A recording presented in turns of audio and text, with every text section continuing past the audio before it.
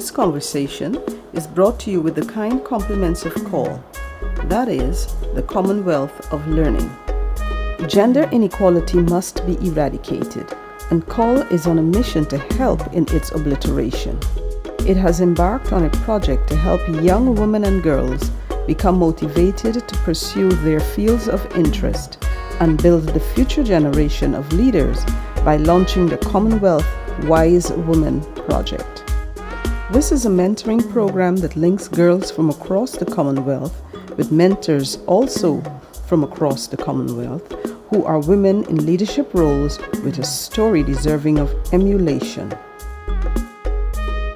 But CALL does not stop there. CALL is now taking that initiative further by creating this podcast series where I get the opportunity and privilege to interview some of these distinguished women and hear the path they took or the path that took them to leadership.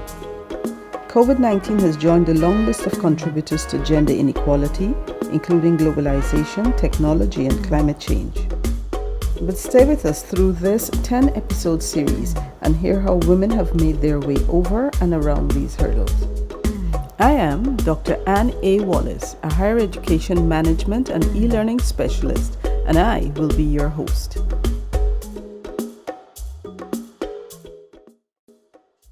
Today's episode is entitled Born to Lead by Mrs. Judy McCutcheon. Welcome, Mrs. McCutcheon. Thank you, Dr. Wallace. It's a pleasure to be here. Thank you very much. Judy, what I would like to do before we start our conversation is to read a little from your bio so that our audience can get a sense of who you are. So please permit me to read your bio. Judy is an expert on organizational design, talent management, employee development, and training. With more than 20 years of leadership experience under her belt, Judy helps businesses achieve customer service excellence and deliver value to customers. She's not your typical HR consultant, as her leadership ideology underscores the need for organizational efficiency at all levels. Through this mandate, she works with businesses to identify and address gaps in their human resources, processes, and systems. Sought after for her honesty and efficiency, Judy has consulted for companies across the Caribbean, North, and Central America. Her certification as a John Maxwell teacher has enabled her to work with companies in several industries, including finance, manufacturing, telecommunications, and retail. One of her passions is empowering women in the corporate and entrepreneurial spaces so they can realize their power and own their badass. When she isn't providing organizational advice to the region's biggest companies, she's contributing her knowledge as a writer to two popular online magazines, Now Grenada and Thrive Global. She's committed to creating value for others and uses her writing as an avenue to help create impact and achieve this purpose. Apart from her professional accolades, Judy holds an MBA in International Business from the University of the West Indies and a Master of Applied Psychology from the University of South Wales. Mrs. McCutcheon, I know that you have just completed a dynamic leadership conference, and I know it was very hectic. And so I am very grateful that you've taken the time to be with us today rather than just use this time to recuperate. For us to get started, I'd like you to tell our listeners what you do. All right, good morning again. I'm a consultant, and I like to say I'm a management consultant because I really enjoy working with companies, not only on their on the HR side of things, but also on the organizational design side of things, just to help them to put the organization in such a way that all the employees benefit. So it's really, my motto is a people first approach. So it's always about people. And my second passion that I'm really pushing right now is helping women to understand, realize, and claim the power that they innately have, so that they can really step up and shine the light and be the voice, so that the generation after us, after them, can continue to do that. Because I believe that when we shine, we give other women the permission to shine as well. That's excellent. Now, talking about generations, I was brought up in a generation where there was a nursery rhyme that said, little girls are made of sugar and spice and all that's nice. Is that really so? Or tell me, should it be so? Well, a couple of years ago, I wrote an article about that. And I said in the article that we are made of sugar and spice, but we're made of a lot more than just sugar and spice. And what has happened is that the sugar and spice bit was the emphasis. Our brilliance, our intelligence, our creativity, that part of us was never emphasized. Wow. So I really want us to just emphasize that part. Know that we're kind, we're loving, we know beings, but we're also intelligent, we're brilliant, we're creative, and we have so much more sugar and spice. Yeah, that is very, very forward thinking. Tell me, did your family background nurture you into being this vivacious leader that you are? Or is this a persona that you have built for yourself? You know, it's some and some. So I grew up in a single parent home. My mother had 10 children, and I always make the joke to say, I don't know how you can be a single mother with 10 children. I always tell her that. But she never went past standard 6 in primary school, but she always had a different way of thinking. So in our house, in our home, we had no gender roles, absolutely no gender roles. So I had to sweep the yard, I had to pull water, I had to cook. My brother had to do the same thing. He had to cook, he had to help clean the house. So we all did everything. I was always like my sisters used to say to me, why are you so bold and bossy? You know, they come with that thing, because I always asked for what I wanted. I was always very outspoken. I said what had to be said, and I was always for, well, justice. At one point, I thought that I was going to be a lawyer, because I was really always taking up for other people, arguing a case. So I was always like this. Okay. If I had stayed in my village where I grew up in Tobago, I don't know how I may have turned out, but what I know, and what my mother said to me, she said, Judy, Tobago cannot hold you. You need to go out. Yeah, so I don't see Tobago holding you. I don't see any place holding you, Miss Judy. You know, bold and bossy. That's right. So then, with your bold and bossy self, tell me at what stage in your life you realized that you were born to lead. When I actually started, my friend owned a consultancy, and when she started, she took me on there because it was her alone. And as we started, and as I started working with her to build that consulting company, I realized I do have some qualities that could do stuff, you know. And then she started giving me more and more, and she started giving me some of the biggest clients to handle. And I realized, okay, I could do this. And from there, I just started doing my other training and my different leadership stuff to really help me hone that talent that I realized I had. So what I'm hearing is that the right environment, or one makes the right environment and chooses to advance from there. So you just Definitely make it's opportunities. decisions, and I believe that decisions bring opportunity. Once we decide that this is what we want to do, different ways open up for us to do exactly that. I'm intrigued by these 9 siblings of yours. And, that is just absolutely wonderful. I can imagine that celebration time must be large. But and loud. Coming up, as you said, in a village in Tobago, there is a saying which you must be very familiar with that we have here in the Caribbean. It says, tie your heifers and release your bulls. Do you think that this is one of the things that stifles the leadership qualities in our young women? Oh, definitely.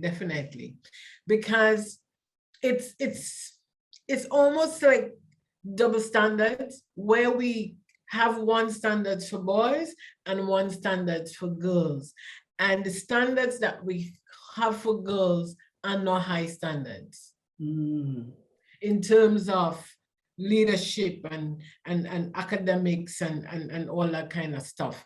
We are taught, okay, this is as far as you can go. So we have a cap, we have the ceiling that tells us you can go from here to there, but that's it, no more. We hit that ceiling because there is this thinking that we are not supposed to go further than there. Good. As you said, we are being held back by what the environment that has been presented to us. But at the same time, you have also said that you started your leadership recognition from an environment again. So you were given an environment that allowed you to grow. But before you got there, would you say that there was anything in your formative years that pointed you towards leadership? Now, in a family with 9 siblings, there might have been some situations, I'm sure, that made you know you're going to lead this bunch. Yeah, the funny thing is, right? Anything that happens, any kind of drama, because with big families you have drama, they would always come to me.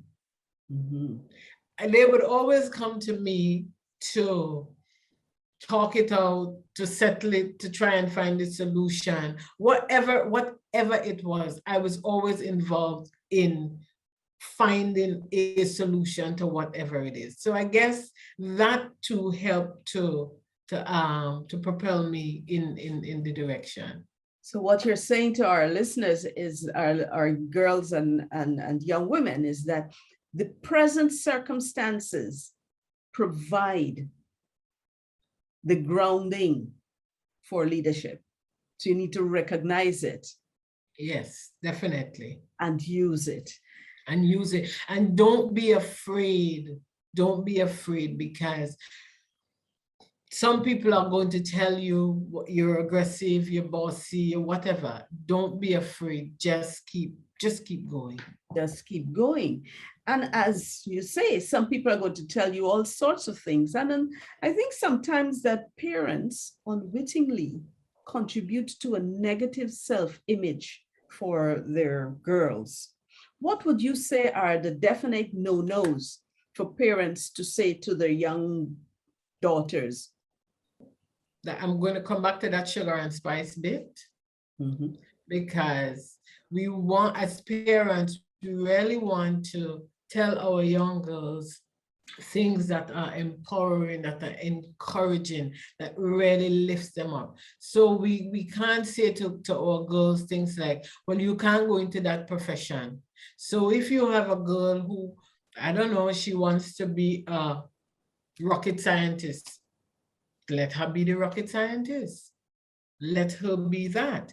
If she wants to dress, and this is a real example, because this is one of my daughters. She would wear stripes and plaid. No, I mean, easy. And I let her wear it because that's her personality, that's who she is, that's how she expresses herself. And we have to not push down our kids' personality. We have to help them manage it. Right? We have to hone it, we have to mold it, but certainly not push it down and keep telling them things like, you can't do this, you can't do that. You know, let us not do that. Let us not tell our girls, if you wear that short pants and go out, some man is going to. Let us not make them feel that if something happens to them, if a man does something to them, that it is their fault. You know, we have to move away from that and really just empower them to keep going and to know that they are worthy. Because I think a lot of it is that we feel that we're not enough. And then somebody else feel that we're too much. But we have to teach our girls to know that they are more than enough. Wow. Now that's the essence of empowerment. Judy, you know, you have that figurative S on your chest. One superwoman in the Caribbean here. But tell me, in the middle of doing all of these exciting and important things, how do you find time for yourself and for your family?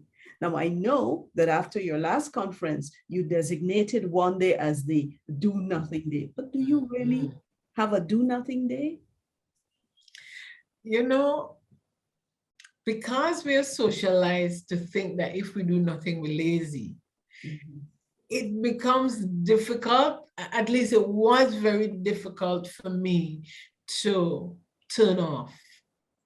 I would be working whole day in the night. It became difficult because I always felt, oh my gosh, I'm building my business. I need to be doing this 24/7.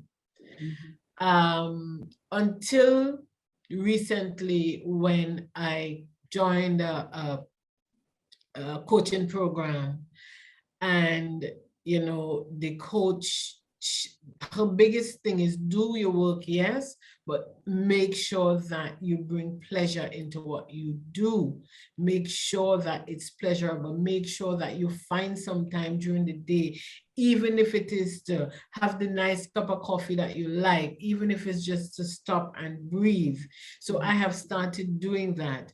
And because of COVID now, it's easier because my daughter is doing school online. So during the break, you know, we sit together, we might take in a little show, we might sit and chat. So COVID has really brought in that element where you can just take some time out and relax and get back to doing it. So I try to find time to do a lot with, because I have one daughter here and the other one is in Jamaica. So I find lots of time to just sit with the one here and get her thoughts, because she's really a free thinker.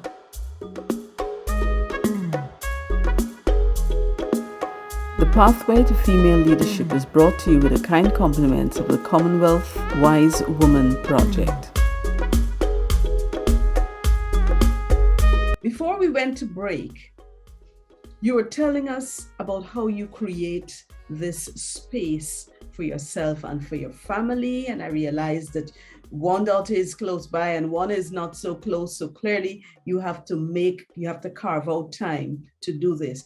And I take it that this is a benefit to you. Could you explain to our listeners who are young girls and young women who are heading towards the leadership path and who may be already feeling that they have to work nonstop? Could you explain to them why a work-life balance is important, especially for a female leader?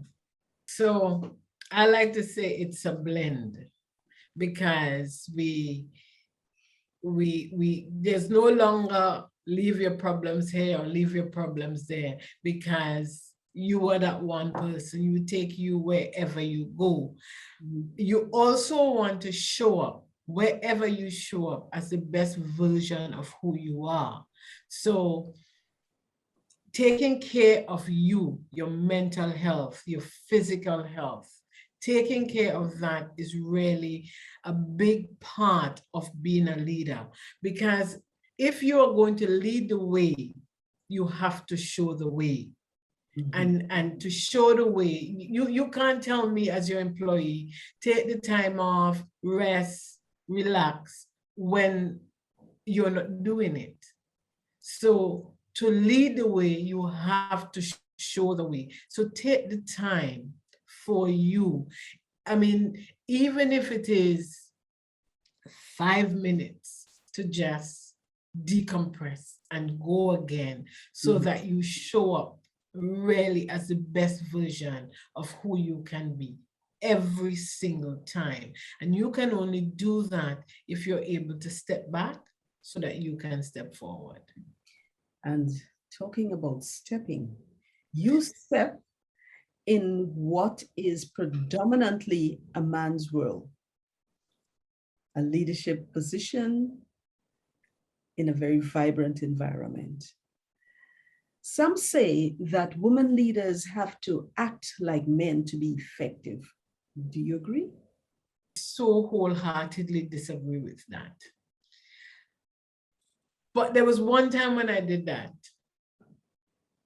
and it causes, for me, it caused burnout. Because of course I was operating not as my authentic self. I was trying to put on a different persona. I am not a man. I cannot take on a man's persona. What I know is that we have our male energy and our female energy, and each of us have it, and we have to balance those. Sometimes what we are doing may call for more of the male energy, or it may call for more of the female energy, but we have to balance those two energies to really make it work. There is no need as a woman to operate like a man, even if you're in an industry that is predominantly male. We're loving, we have emotions. Let all of those play and work for us, rather than be somebody else. Be authentically you, and it's going to be okay. Well, I hope that our young ladies are hearing this. So in being your authentic self in all of your leadership roles, what has been your most significant barrier on your path to leadership? Men. Do tell. It's men, and this is both ways. I've had a lot of help from men, and I've also had a lot of men standing in my way, trying to prevent me from going up. And I remember one job in particular, where they hired me from outside of the organization to come in, to lead the organization, because they'd lost a lot of market share, and so they wanted to get back. And of course, I'm coming in from the outside. My strategies are unconventional, because the whole thing is run by men. And I'm coming in, my everything I'm doing is unconventional, but it's working. But of course, there's this one guy who had to answer to me, and he was there before me. He was hoping to get the position and didn't. So it really, he did every single thing in his power to try and prevent me from really doing the things I was supposed to do. Okay. Till eventually I thought, this is ridiculous. This isn't working for me anymore. So I simply thanked them and I left and I started my own thing. So sometimes we have to know when when there is a sign that's telling us to move on, to do something different, because there are always signs. So we don't keep up with the status quo. We don't keep ourselves down, because when we stay, it's a decision. When we keep quiet, it's a decision that we're making to keep quiet and be quiet. And sometimes that decision doesn't serve us. Now, Judy, that is very interesting to hear, because what you've just said is that in your development and on your path to leadership, you've had men seeking to make and men seeking to break you as you go along. You know, it is said that men dominate women through the agency of women. How would you advise a young woman entering the workforce to guard against being used in that way?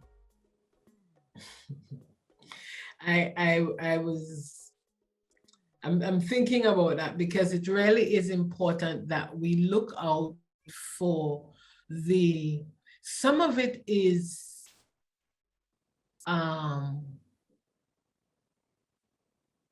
men do some things, and I think it's unconscious, it's done unconsciously because of the way we're socialized, right? We just expected to do certain things. However, sometimes it is extremely conscious, it is intentional.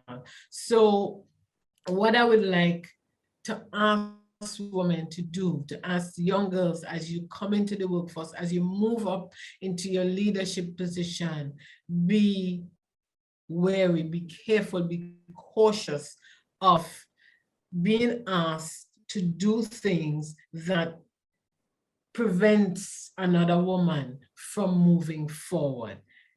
Look at it, look at the situation, assess the situation, and make your decision consciously.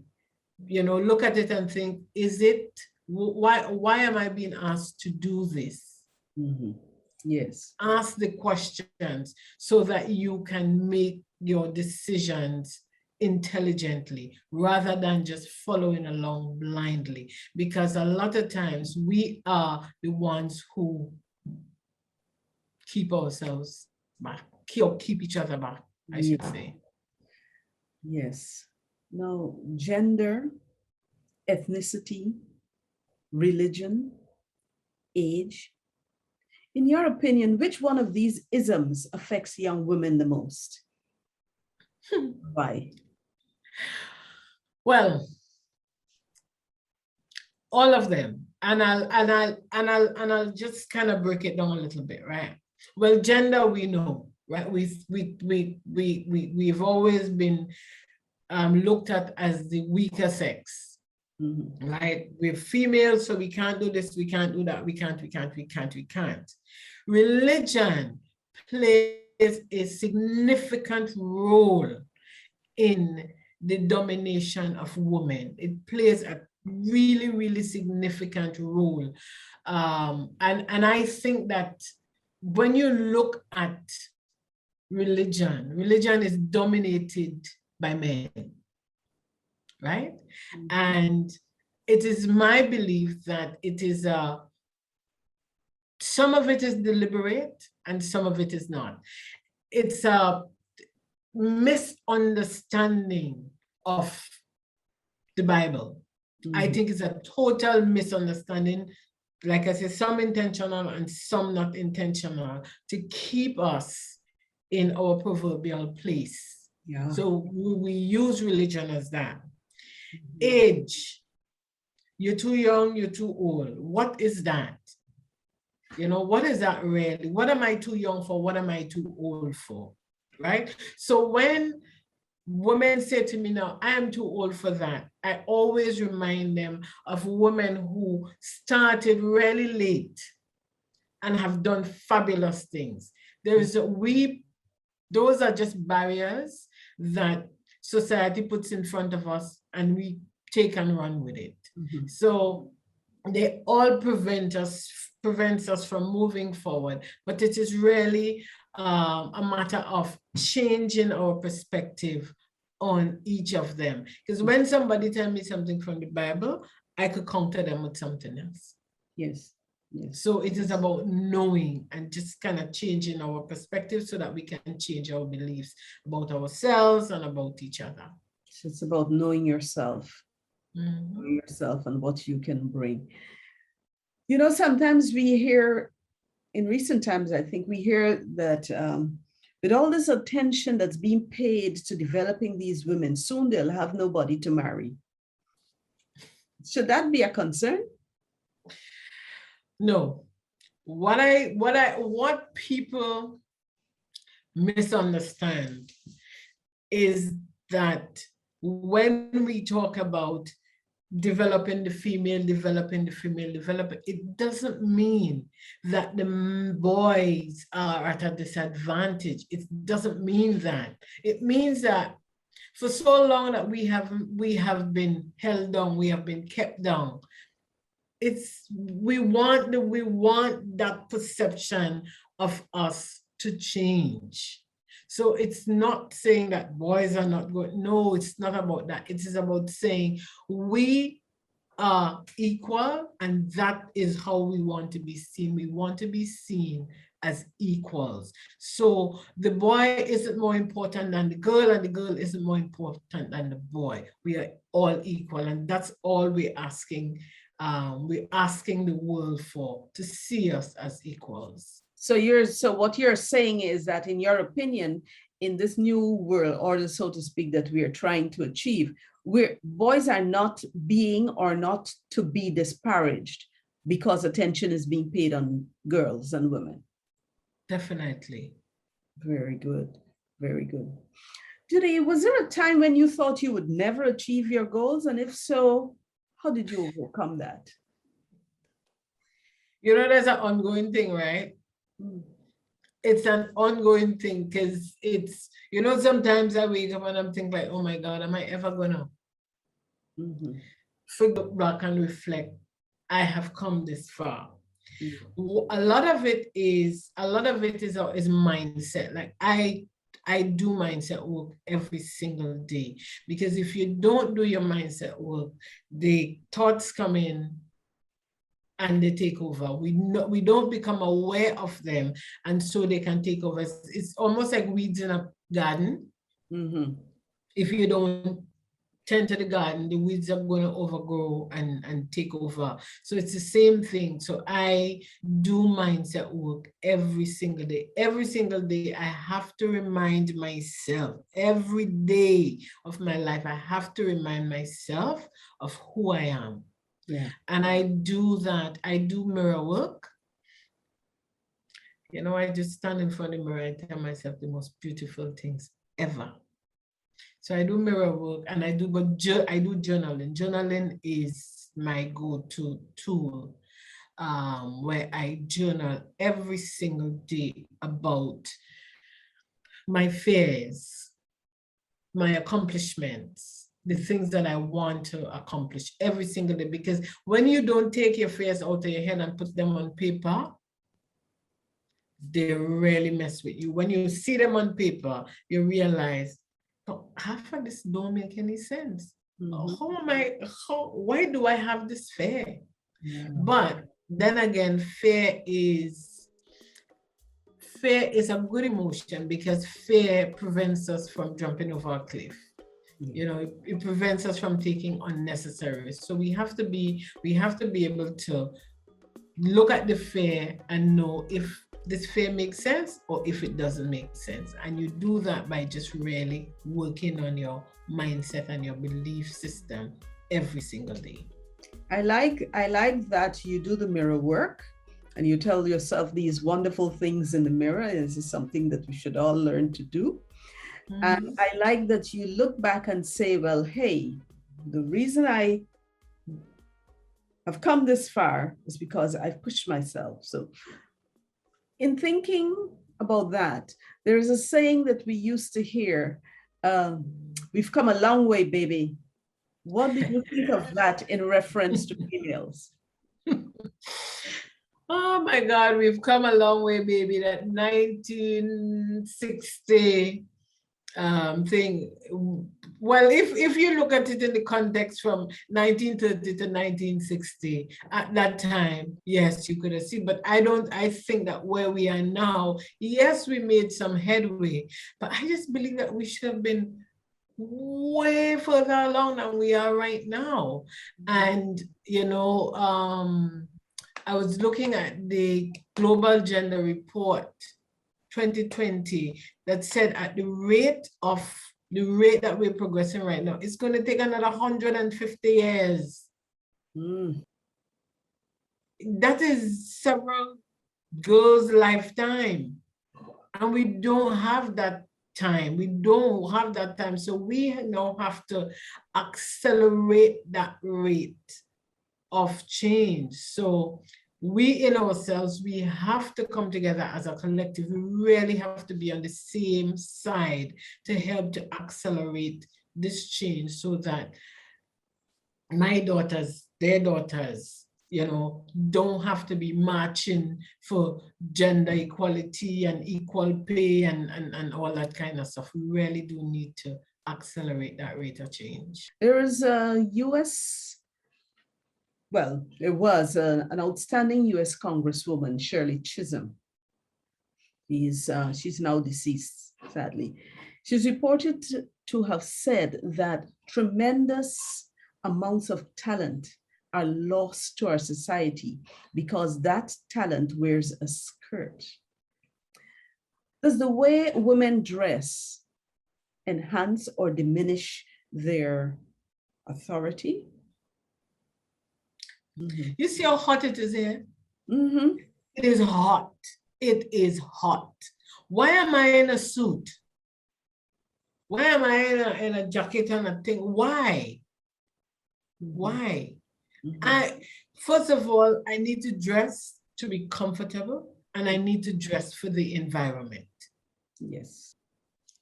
We've really sexualized this whole thing and turn it around, because I believe that in some unconscious ways that people are so afraid of the powerful woman that they find a lot of ways to keep her in her place, so to speak. So we look at the way she dressed. Why should the way I dress? I'm going into an office. I'm not in a short shorts and a thing. I'm going into an office. I'm dressed nicely. I'm dressed appropriately. Why should that affect? Why? And so for me, I believe that should have absolutely no place in whether I can make a leadership decision or not. Your burning love clearly is for the Caribbean. And you and I know that a lot of women enter higher education in the Caribbean and graduate. They don't just enter, they succeed, they come out. Mm-hmm. Where would you like to see more leadership of women in positions in the Caribbean? Is it in politics, industry, religion, or in the judiciary? Where would you like to see more advancement of women in leadership? I would love to see more women in politics, but in substantive role. We always have a supporting role, and I think that it's about time we step out of that. I would like to see more women in tech. I would like to see more women in engineering. I'd like to see more women in science. I'd like to see more women in, well, I guess this is science, but in robotics. And I want to see us really make our mark in those areas, because those are the areas where we will be significantly disadvantaged in this new digital age. We become lawyers, we become doctors, we are human resource managers, and a lot of the jobs that women now occupy can be done digital. If we go total digital, a lot of those jobs will be absorbed into that. Mm-hmm.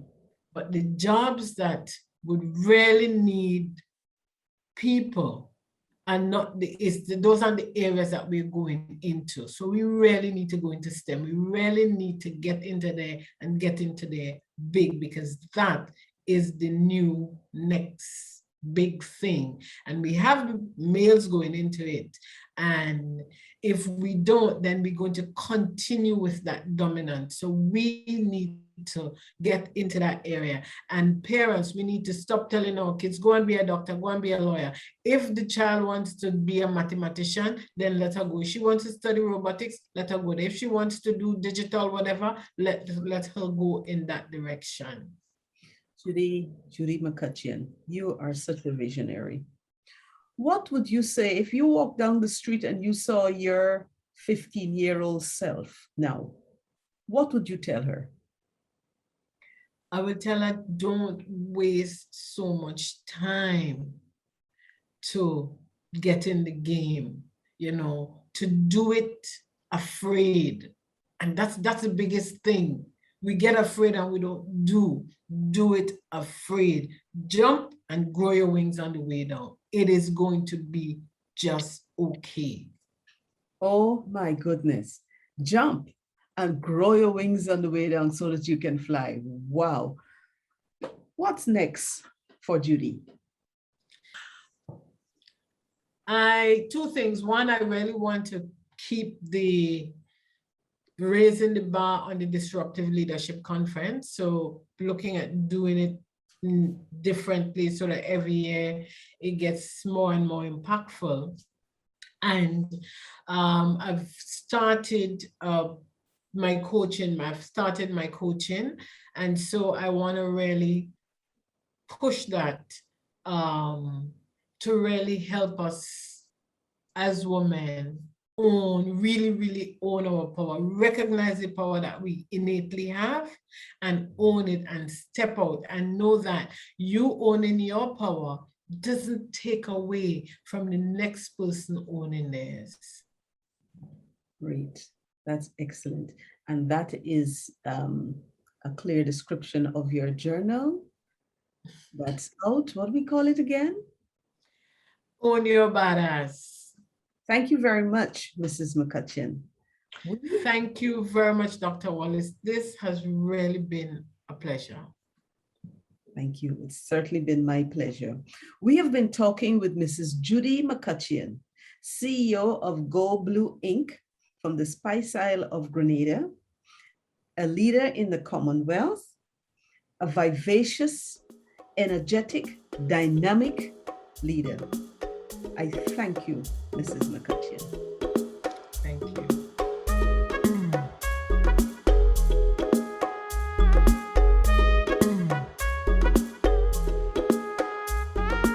On behalf of the Commonwealth of Learning Wise Women Project, I hope you enjoyed this conversation as much as I enjoyed bringing it to you. Tune in for our next episode when we have another dynamic female leader from across the Commonwealth. I am Dr. Ann A. Wallace, signing off until the next time.